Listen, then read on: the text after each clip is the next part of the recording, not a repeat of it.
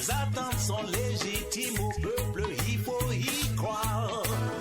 C'est le dernier appel. Monsieur, bonjour, bienvenue dans Terminus, troisième partie du grand directeur de l'information.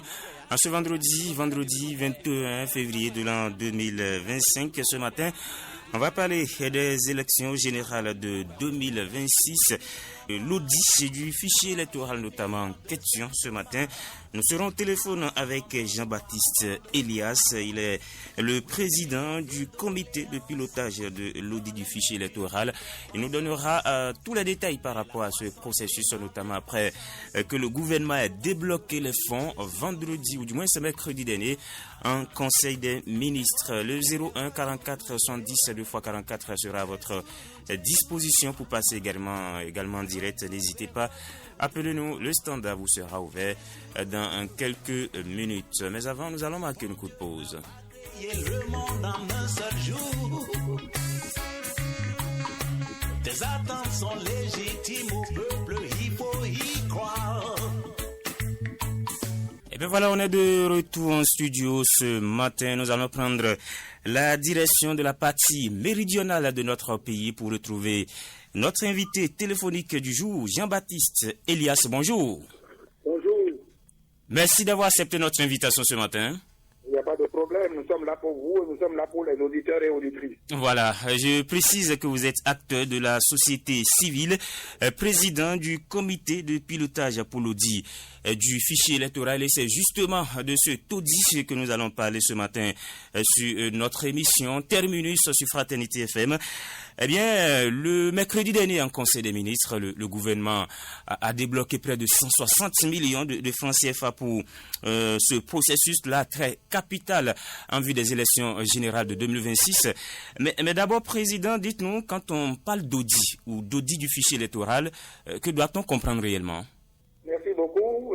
Je salue tous les auditeurs et auditrices de votre chaîne de radio qui nous écoutent en ce moment. Je suis effectivement le président du FONAC, le Front des organisations nationales contre la corruption. Oui. Une organisation de la société civile qui travaille pour la bonne gouvernance et la lutte contre la corruption.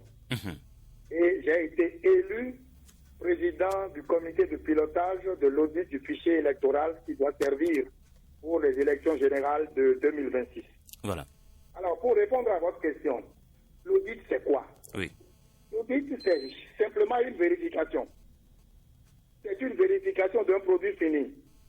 C'est une analyse quantitative et qualitative. Oui. C'est un outil de gestion. C'est un outil de gouvernance et de transparence.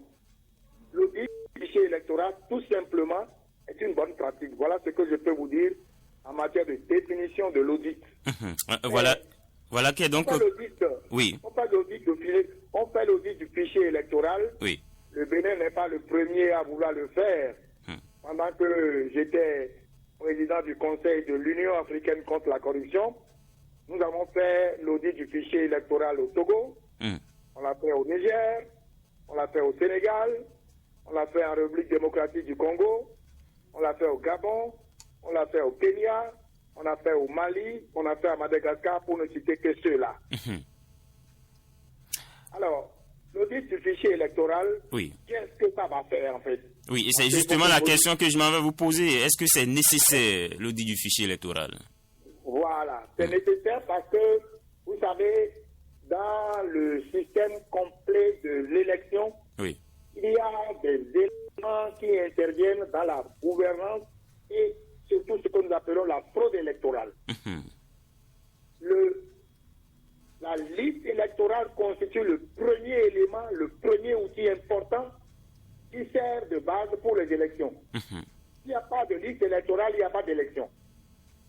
Et s'il n'y a pas de liste électorale fiable, oui. Ça fait l'objet de beaucoup de conflits post-électoraux que nous constatons, hélas, dans beaucoup de pays africains.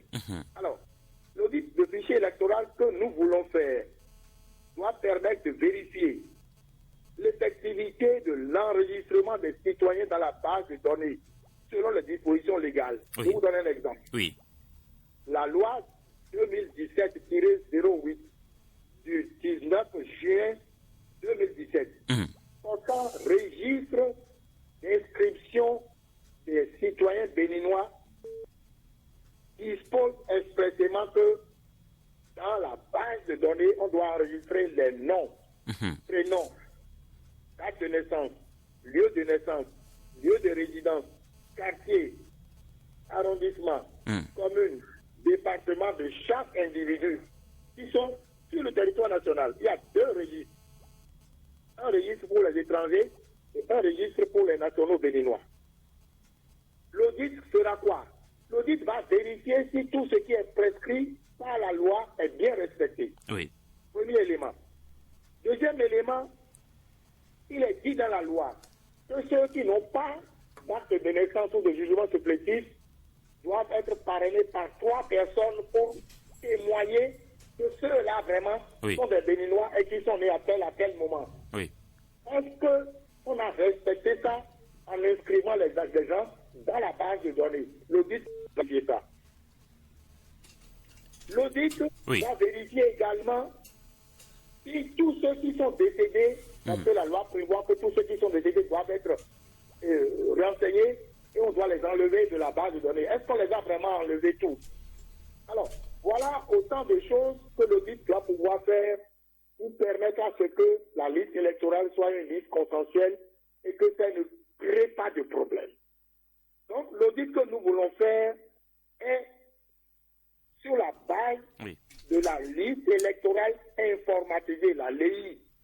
Depuis longtemps, depuis donc les dernières élections, il n'y a plus de LEPI, c'est fini. Tous ceux qui veulent voter, qui ont 18 ans, au 1er janvier 2026, doivent être des gens inscrits dans le RAVIP. Le RAVIP étant une base de données informatiques, base de données dans laquelle on va extraire tous ceux qui ont 18 ans et plus au 1er janvier 2026, il constituera donc la liste électorale informatisée, la LEI. Mais pour que cette liste-là soit extraite, il faut qu'un algorithme soit conçu. Les auditeurs doivent vérifier si l'algorithme est bien conçu pour faire le travail. Est-ce que ça ne va pas prendre des mineurs? Est-ce que ça ne va pas prendre des décédés? Est-ce que tout ça là, c'est ça qui doit se faire normalement? Et la liste électorale informatisée provisoire va sortir. Chacun ira regarder pour voir s'il n'y a pas de corrections à faire. Et s'il y a des corrections à faire, on va les faire pour que ça puisse avancer. Voilà ce qui va se passer. Et pour le faire, il faudrait qu'on remonte à la... faut qu'on remonte. Oui. D'où est venue l'idée de faire de la liste au Bénin. Voilà, on se rappelle que vous avez, le Parti Les Démocrates avait rencontré le chef de l'État en novembre 2023 et après il y a eu le cadre de concertation qui a été mis sur pied il y a quelques mois et c'est de là qu'est partie cette idée de l'audit du fichier électoral. Non, l'audit du fichier électoral date d'octobre 2022. Ah bon? En octobre 2022, le responsable de l'ANIP, l'Agence nationale d'identification des personnes, l'ANIP, a invité les organisations de la société civile pour leur présenter le nouveau modèle devant générer le fichier électoral pour les élections de 8 janvier 2023. À cette réunion, le FONAC a demandé, compte tenu de l'expérience que le modeste serviteur qui vous parle a au niveau africain, le FONAC a demandé qu'on fasse l'audit du fichier électoral. Il a accepté. Et on s'est mis au travail. Et on a travaillé du 19 au 28 octobre 2022. 10 jours de travail. Et on s'est rendu compte que le temps ne nous suffisait pas pour aller de l'avant. Et on s'est dit, qu'est-ce qu'on fait? Voici que les élections sont prévues réellement pour le 8 janvier 2023. Vous m'entendez toujours? Oui, 5 sur 5. Est-ce que vous m'entendez toujours? Je ne vous entends plus. Vous êtes en direct, Président. Vous m'entendez toujours? Oui, vous êtes en direct, Président. Très bien. Donc, quand on s'est rendu compte que le temps ne nous suffisait pas, on a dit, bon, ok, on laisse le travail de l'audit et on préfère aller aux élections pour éviter qu'il y ait un vide juridique. Donc, les partis politiques de la mouvance, les partis politiques de l'opposition, la société civile était représentée pour l'audit là pendant 10 jours. Le temps n'a pas suffi, donc on a arrêté. Et donc, c'est à l'occasion de la rencontre du parti politique avec le chef de l'État en novembre 2023, un an après, que le problème a été soulevé à nouveau pour qu'on puisse faire l'audit et qu'on prenne le temps nécessaire de faire cet audit-là avant les élections de 2026. Voilà comment ça s'est passé. Et sur le terrain, comment l'audit va se faire? Comment ça va se dérouler concrètement? Voilà. Alors, pour le faire, nous avons voulu mettre tout le monde à l'aise. On a effectivement des experts nationaux béninois qui peuvent le faire, mais on a estimé qu'il vaut mieux prendre des experts internationaux qui sont totalement indépendants et qui vont donc jouer leur crédibilité en faisant l'audit de façon impartiale pour éviter toute suspicion. Et donc, nous avons retenu de prendre un expert légal qui sera chef de l'équipe, un expert en biométrie électorale, un expert en système d'information électorale et un expert statisticien démographe. Ça fait donc 4 experts qui seront recrutés avec appel d'offres international. Ils vont soumissionner, le dossier parviendra au comité de pilotage, on va sélectionner les experts, on va les mettre au travail et ils vont être présents sur le territoire pendant 45 jours pour faire tout ce que je viens de te dire, à savoir aller dans la base, n'est-ce pas, de données où se trouve l'enregistrement de tous les Béninois qui sont censés avoir 18 ans au 1er janvier 2026. Faire le travail, regarder tout ce qui a été, tout a été fait dans les règles de l'art, selon la loi, selon le décret, tout ça là. Ce qui va se passer, donc ce sont des experts internationaux qui vont faire le travail indépendamment de tout le monde pour éviter toute suspicion de X ou de Y qui a fait ci, qui a fait ça, etc., etc. Voilà comment ça va se passer. Alors, Président, je le disais à l'entame, mercredi dernier en Conseil des ministres, le gouvernement a débloqué 159 millions, près de 160 millions donc, de francs CFA pour l'audit du fichier électoral. D'entrée, quelle appréciation faites-vous de cet acte de l'exécutif? Merci beaucoup. Je remercie le chef de l'État. Je remercie tout le gouvernement pour avoir accepté de faire cet audit-là et de mettre les moyens à disposition pour faire l'audit. Je les remercie davantage parce que nous, au niveau de la société civile, nous avons toujours prôné la transparence. Nous avons toujours dit qu'il faudrait donner les détails qu'il faut. Alors, tous ceux qui nous écoutent en ce moment, je vais leur donner les détails de ce montant qui est prévu au niveau du budget national pour faire l'audit. Voilà. D'abord, nous aurons à faire, on va louer un local pour abriter le comité de pilotage et également servir de bureau pour les 4 experts qui vont arriver. Ça a un coût. On va engager un agent comptable spécialisé dans la gestion des fonds publics. Parce que vous ne pourrez pas avoir les fonds publics, les fonds de tout le monde, sans qu'il y ait la gestion rigoureuse. Nous sommes obligés de le faire. On va engager un agent de contrôle financier. On va engager un agent chargé des marchés publics. Parce que quand nous allons lancer l'appel d'offres pour l'achat d'un certain nombre de choses que je vais citer tout à l'heure, et surtout pour recruter les experts, il faut que ce soit un agent chargé des marchés publics qui fasse le travail selon les règles de l'art pour que nous soyons dans la réalité. Nous allons recruter un secrétaire qui sera agent de liaison. On va acheter du carburant. On va payer l'électricité, SDE. On va payer la sonnette. On va payer un forfait, tenez-vous bien. On va payer un forfait, tenez-vous bien. De 45 000 francs seulement par jour pour les membres du comité de pilotage. C'est 45 000 francs par jour seulement. Dans tout le budget là, c'est ça qu'on va multiplier par le nombre de jours qu'ils vont faire pendant la durée de l'audit. Vous avez dit 45 jours pour l'audit? Non, 45 jours pour les experts. Pour les experts, oui. Les experts qui vont arriver, mais l'audit, les membres du comité de pilotage ont commencé déjà par travailler. Donc les membres du comité, c'est 45 000 francs par jour pour eux. Et tout à l'heure, vous allez entendre le montant pour les experts. Voilà. Donc la prime de responsabilité, les frais de communication, je suis en train de parler avec vous. Oui. Je dois pouvoir téléphoner dans le cadre du travail à XYZ. On a prévu de l'argent pour ça. Oui. On a prévu également des frais de médias. Parce que si jamais nous devons faire une conférence de presse ou une communication avec la presse, il faut qu'on puisse payer au moins le déplacement des gens des médias. Oui. On a prévu de faire l'acquisition de matériel de fourniture de bureau.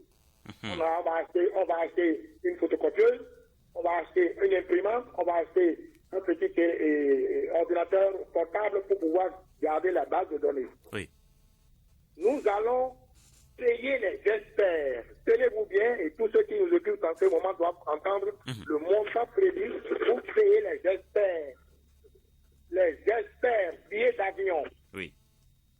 Absolument, les 4 experts reviennent à 83 millions 346 000 francs CFA pour les 4 experts. Vous voyez bien ce que 83 ça fait. millions 346 000. Ils vont travailler pendant 45 jours pour percevoir tous les 83 millions 346 000 francs CFA. Toutes dépenses comprises, hein? Comment? Toutes dépenses comprises. Toutes dépenses comprises pour les experts. Voilà. Billets d'avion et leur émolument, 83 millions 346 000 francs CFA. Voilà. Et nous avons prévu un atelier de validation du rapport d'audit pour 1 200 000 francs. Et on a fait des imprévus, on ne sait jamais, il se pourrait qu'il y ait des imprévus qui arrivent. Voilà le budget. Maintenant, à titre de comparaison n'est pas raison, c'est vrai. Oui. Mais à titre de comparaison, pour ce budget, pour faire la liste électorale, le fichier électoral, et de toute suspicion, pour que tout le monde soit à l'aise, pour que nous puissions aller aux élections de 2026, voilà le montant et voilà le détail de ce que ça va faire pour ce montant de 159 millions dont on a parlé en Conseil des ministres mercredi dernier. Alors, à titre de comparaison, Oui, allez-y. les élections de 8 janvier 2023, Oui. la Sénat a eu 5 milliards 635 millions 485 645 francs CFA, plus ce que les partenaires techniques et financiers lui ont donné. Les 5 milliards là, c'est le budget national. La Cour constitutionnelle a eu 1 milliard 86 millions 828 800 francs CFA. La HAC, votre patron, Oui. a eu 401 millions 34 710 francs CFA. La Cour des comptes a eu 221 millions 300 000 francs CFA. La Commission béninoise des droits de l'homme a eu 14 millions 885 900 francs. Le ministère de la Défense nationale a eu 537 millions 259 950 francs. Le ministère de l'Intérieur a eu 652 millions 128 500. Le ministère du Numérique a eu 159 millions 394 700. Le ministère de la Décentralisation et de la Gouvernance locale a eu 88 millions 281 170 francs CFA. Et enfin, le ministère de la Justice a eu 55 millions 375 000 francs CFA. Voilà les chiffres donnés pour permettre à vos auditeurs et auditrices de comprendre ce que l'on va faire avec les 159 millions de francs CFA. Je vous écoute. Alors, Président, merci déjà pour tous ces détails. De toutes les façons, c'est une somme importante, 159 millions de francs CFA. Une fois cette étape franchie, une fois que vous avez obtenu les fonds, quelle va être la suite du processus? Alors, nous avons commencé le travail depuis. Nous avons finalisé les choses. On va donc se mettre maintenant pour l'allocation, tout ce que je viens de citer tout à l'heure. Oui. On a finalisé le document pour appel à candidature des experts. La loi prévoit que, en lançant le communiqué, on a même prévu l'argent pour payer les journaux qui vont publier l'appel à candidature. Et quand la loi prévoit qu'il faut 1 mois pour laisser le temps aux experts de se prononcer et de se préparer pour soumissionner. Donc quand ça va arriver, nous allons procéder au dépouillement. On va procéder à retenir donc les meilleurs experts qui seront présentés et on va commencer le travail pour que ça puisse se faire correctement comme il faut. Nous allons nous mettre en contact avec l'ANIF qui, par la loi 2017-08, a mission de gérer le fichier et de gérer la base de données des registres nationaux d'identification des personnes afin de commencer par préparer l'arrivée de la mission. Et quand la mission va arriver, nous avons pour tâche principale d'encadrer la mission, d'apprêter les documents, je viens de le dire tout à l'heure, d'encadrer l'équipe des experts, de servir de guide à l'équipe des experts, de servir de facilitation pour l'équipe d'experts, de servir d'interface entre l'exécutif et l'équipe d'experts, de faire le suivi et de contrôler la mise en application des diverses conclusions et recommandations de la mission d'audit. Voilà ce que nous allons faire pendant ce temps. Alors, et nous estimons, nous prévoyons de tout faire pour que d'ici le mois de mai, tout ce travail soit terminé et que l'on puisse faire tout ce qu'on doit faire pour que la base de données soit claire et que éventuellement les recommandations soient mises en œuvre pour que on puisse avoir un fichier électoral dénué de tout soupçon de qui que ce soit. Voilà, c'est vrai que vous venez d'apporter la précision par rapport au délai. Sinon, j'allais vous demander si le temps ne jouait pas contre vous, vu que nous sommes à quelques mois de ces élections générales de 2026.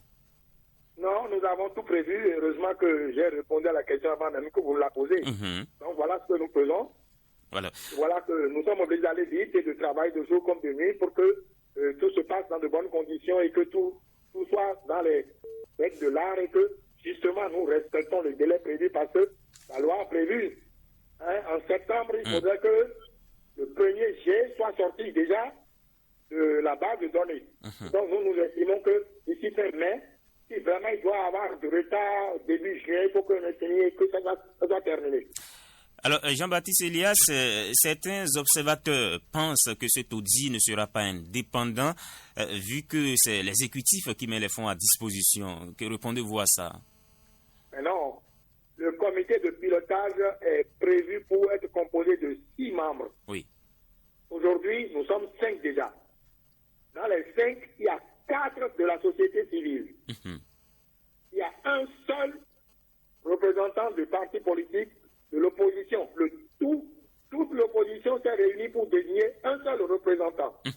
Et il y a un poste prévu pour que toute la mouvement se réunisse pour retenir une place.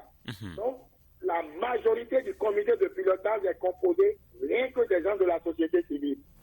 Et faites-nous confiance, nous ne sommes pas là pour aller dans un sens ou dans l'autre. Je ne suis dans aucun parti politique. Aucun parti politique ne peut me donner des instructions. Et comme je l'ai dit tout à l'heure, c'est le FONAC qui, en octobre 2022, a demandé l'audit du fichier électoral. Et nous sommes dans ce même prolongement-là pour continuer le travail parce que nous avons l'expérience. Alors, Président, si vous le permettez, on va prendre quelques auditeurs ce matin avant de vous redonner la parole. 01 44 70 2 x 44, c'est le numéro à composer pour passer en direct ce matin.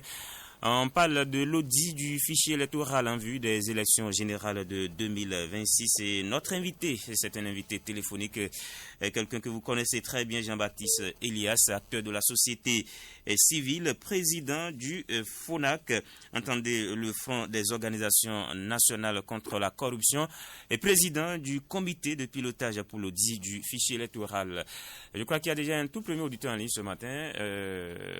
Non, mais si le ton 01 44 70 2 x 44, si tout va bien au niveau de la partie technique, on va prendre le tout premier auditeur ce matin. 01 44 70 2 x 44 pour passer en direct. C'est d'ailleurs le seul code d'accès. Je crois qu'on est en train de de faire le petit gris-gris au niveau de la technique pour qu'on puisse entrer en contact avec les auditeurs qui sont nombreux à vouloir appeler ce matin. 01 44 70 2 x 44. Eh bien, si ça ne prend pas pour l'instant, on va retrouver le président Jean-Baptiste Elias. Alors, président, vous êtes toujours avec nous, j'espère? Je suis là, je suis en ligne, j'écoute très bien. Voilà. Pour certains, le problème n'est pas l'audit du fichier électoral, mais le code électoral. Vous savez qu'il y a beaucoup de débats autour de ce code-là et qu'on est en train de perdre le temps sur l'audit du fichier électoral. Que dites-vous par rapport à ça? Le problème du code électoral relève des discussions des partis politiques, des politiciens. Nous, on n'a rien à y voir là-dedans. Les politiciens vont s'entendre pour trouver le juste milieu qu'il faut pour voir ou ne pas voir le code électoral qui est querellé.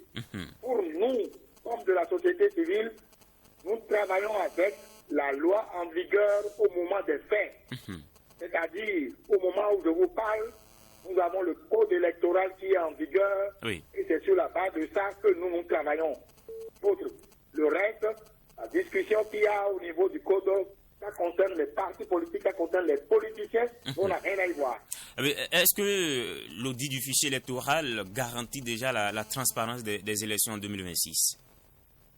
Absolument. En ce qui concerne la liste électorale qui va sortir pour les élections le 10 janvier 2026, si nous conduisons l'audit électoral, l'audit du fichier électoral, comme je viens de vous le décrire, s'il n'y a pas eu de couac en chemin, s'il n'y a pas eu de blocage en chemin, que les fonds soient réellement débloqués, que les experts sont arrivés, que les experts ont eu l'ouverture nécessaire pour travailler dans la base de données, je vous garantis que nous, au niveau du comité de pilotage en tout cas, nous aurons à présenter à la population béninoise un fichier électoral qui sera clean, comme on le dit, débarrassé de tout ce que nous appelons les impuretés, pour que tout le monde soit à l'aise pour y aller.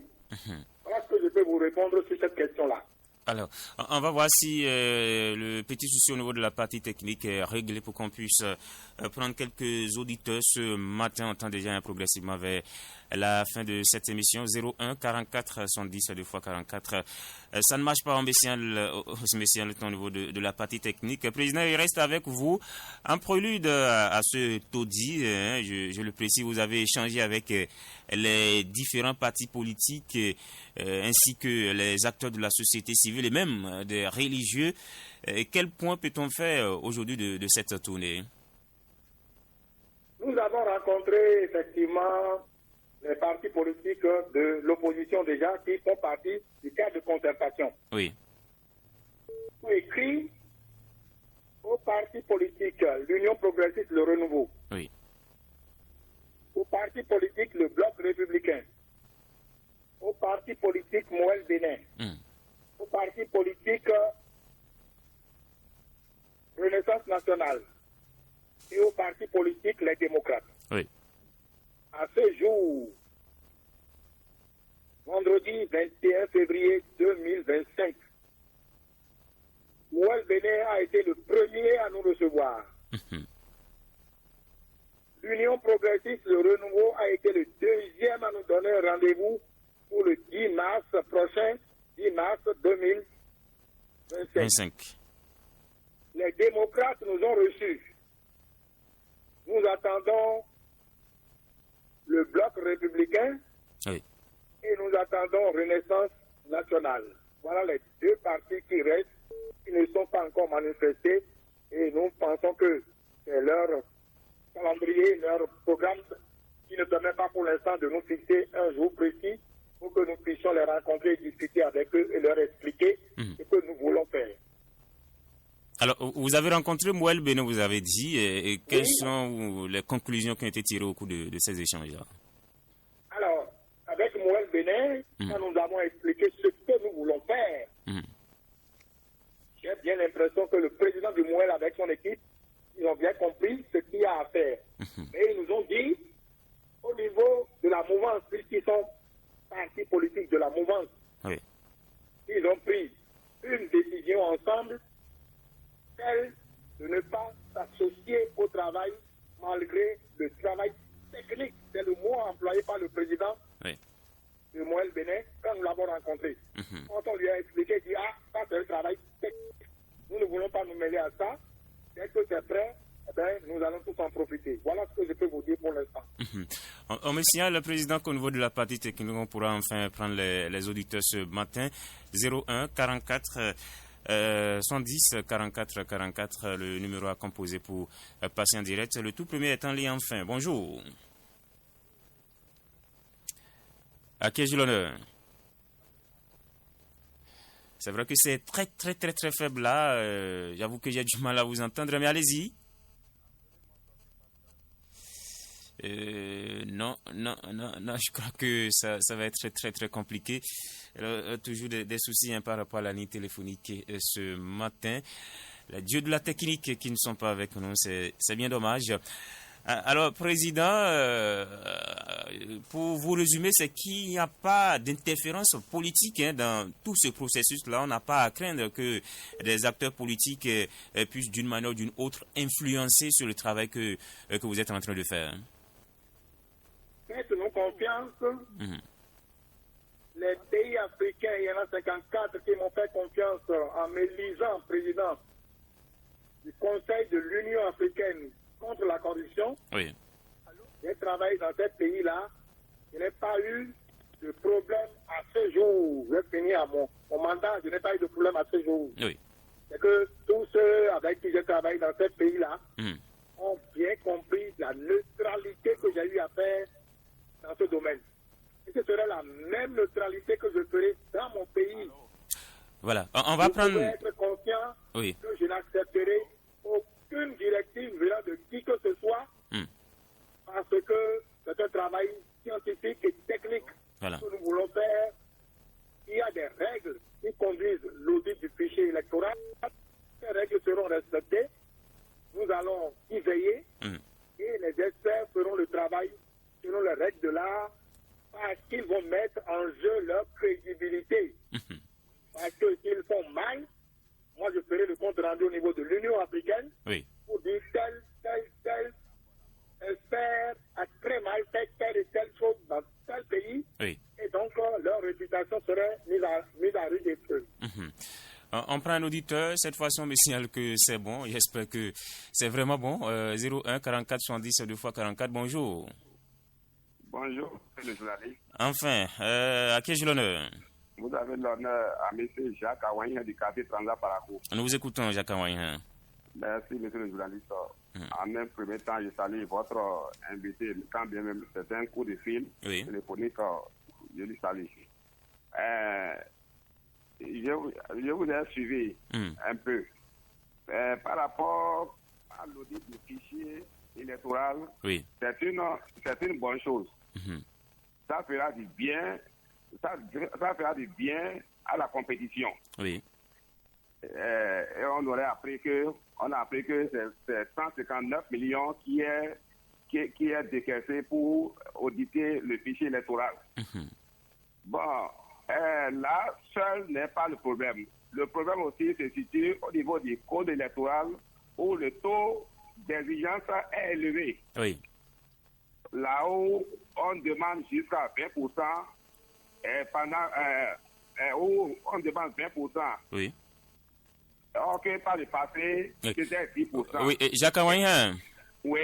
Vous avez écouté le président tout à l'heure, il a dit ça, c'est un débat politique et les discussions se poursuivent. Ou peut-être que les acteurs politiques finiront pas trouver la solution. Mais le travail technique qui doit se faire sur le terrain en ce qui concerne le fichier électoral va être bien mené.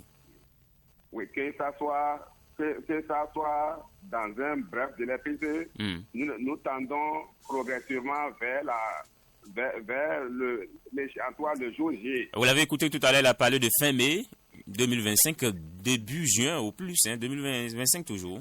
Je n'ai même pas écouté cette partie-là. Voilà.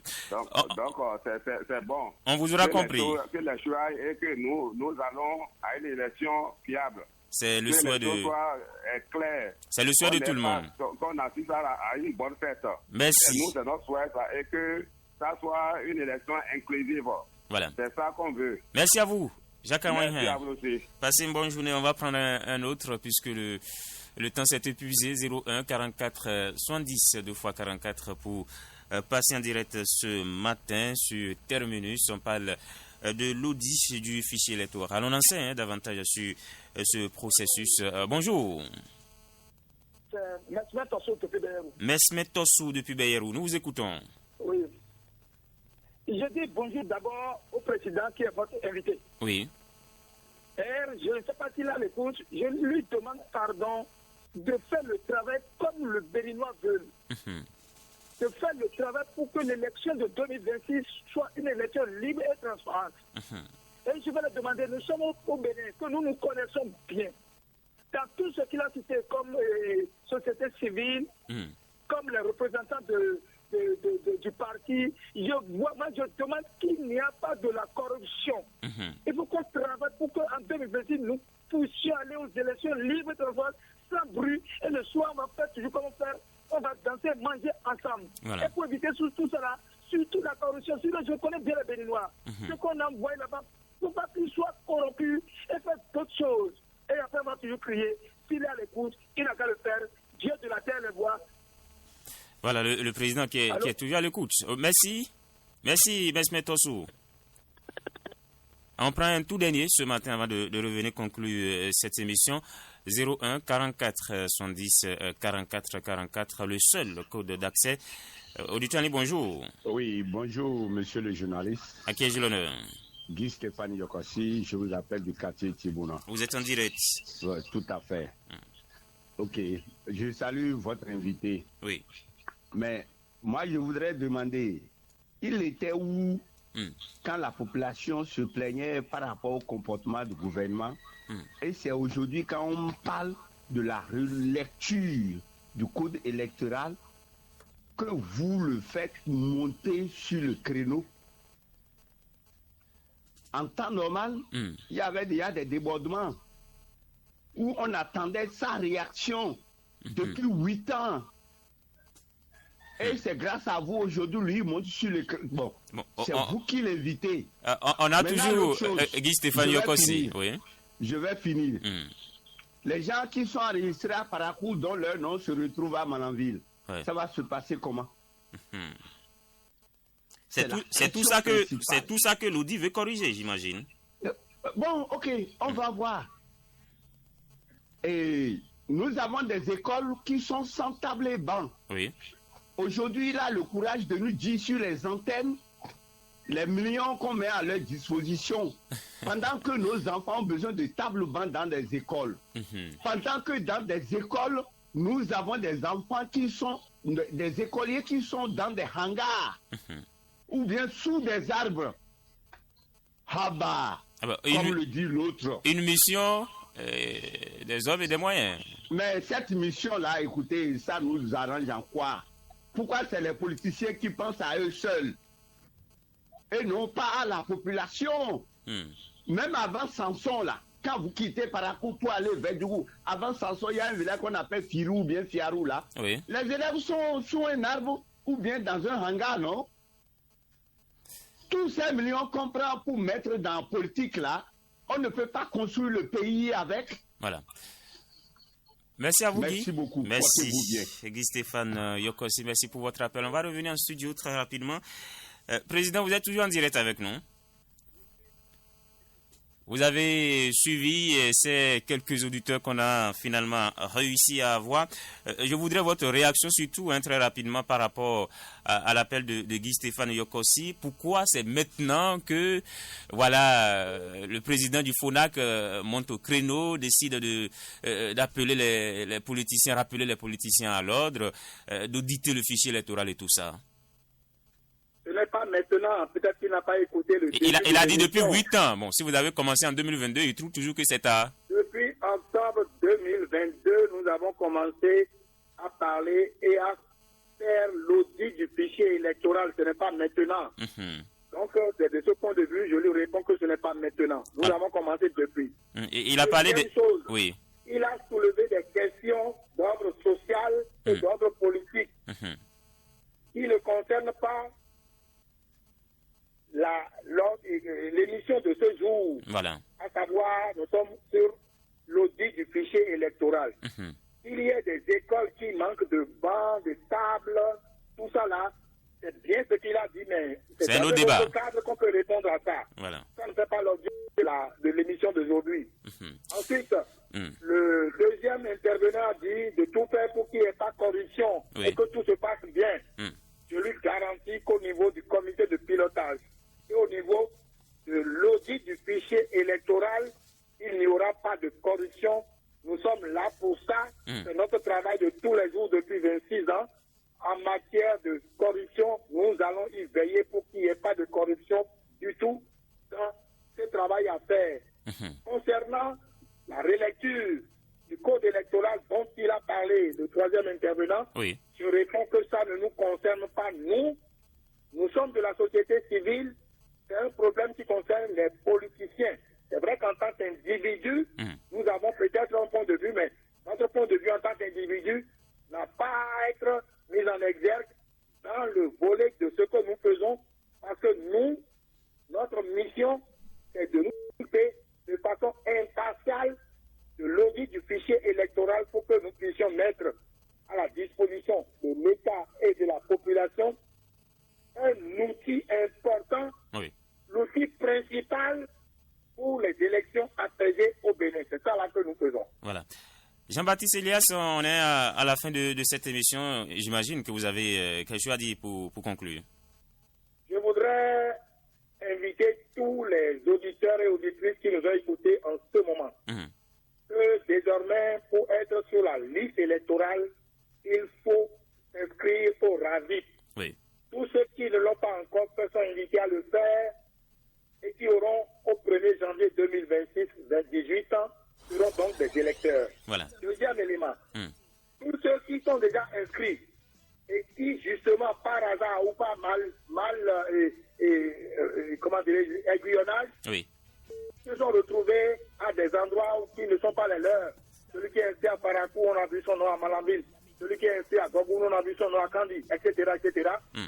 À partir de septembre 2025, on va afficher dans les postes de vote, dans les centres de vote, la liste de tous ceux qui seront électeurs pour janvier 2026. Et ils iront contrôler, ils se rendent compte que leur nom ne se trouve pas sur la liste pour leur centre de vote et leur poste de vote. Ils ont 15 jours pour faire le rectificatif et c'est faisable. Je prie tout le monde de pouvoir être vigilant et de voir qui, déjà, au niveau de la liste de 8 janvier 2023, ils ont retrouvé leur nom en dehors de leur centre de vote, en dehors de leur poste de vote. Ils peuvent dès maintenant s'approcher de l'ANIP pour corriger. La correction est possible et c'est gratuit. Ils passent ça en même temps pour être prêts pour les élections de 10 janvier 2026. Merci à vous. C'est le mot de fin que je voudrais dire. Merci infiniment, Président. Merci pour votre disponibilité. Merci à vous et bonne journée à tous les auditeurs et auditrices. Très bonne journée. De radio. Très bonne journée également à Cotonou. Jean-Baptiste Elias, acteur de la société civile, est président du FONAC, le Front des organisations nationales contre la corruption, et président du comité de pilotage pour l'audit du fichier électoral. C'était notre invité téléphonique de ce matin.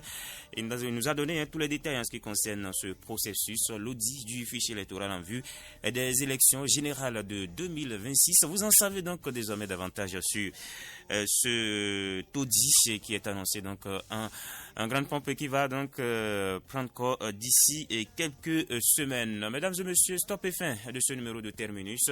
Jacques Debétier en direct chez vous, collaboration technique Geoffroy Toli, Lydie Meou et les étudiants du CEFIMA. Dieu merci au passage, ils ont fait des pieds et des mains pour que les dieux de la technique soient avec nous ce matin. On va se donner rendez-vous lundi pour notre numéro de Terminus. D'ici là, portez-vous bien et prenez toujours la vie du bon côté.